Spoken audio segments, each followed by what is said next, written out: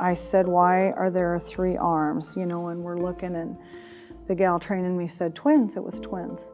Sue, you described when you were first being trained at Planned Parenthood, they sent you to an actual abortion room to witness the procedure. Can you tell us about that experience?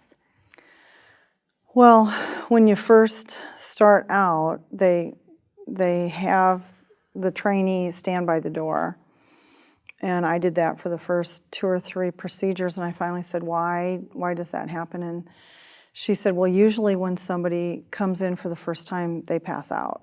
And I didn't pass out. So after, I don't know, a few were done, they let me start moving closer so I could get to the foot of the bed and be able to see, you know, what was happening. But the whole procedure only takes just 3 or 4 minutes.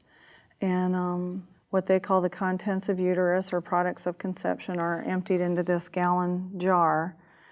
And they turn it off and take this suction thing off the gallon jar and set it in the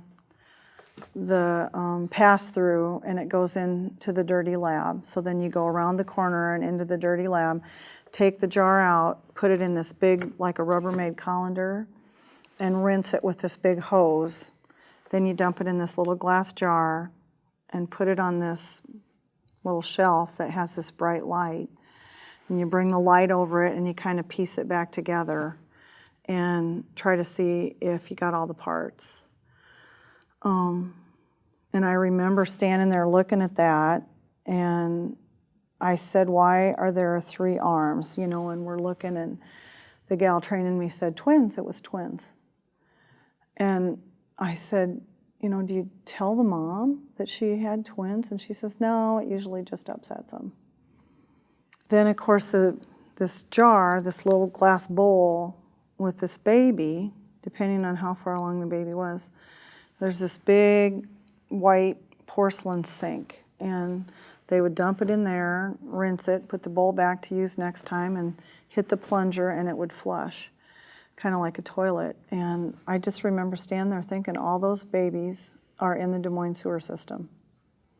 In later time that I would be there, they were putting those babies in little red bags and with a twist tie, and then they'd fling them in the freezer. And I remember kind of thinking, I wonder what they do with those, because I thought if there's a buck to be made, they will sell those.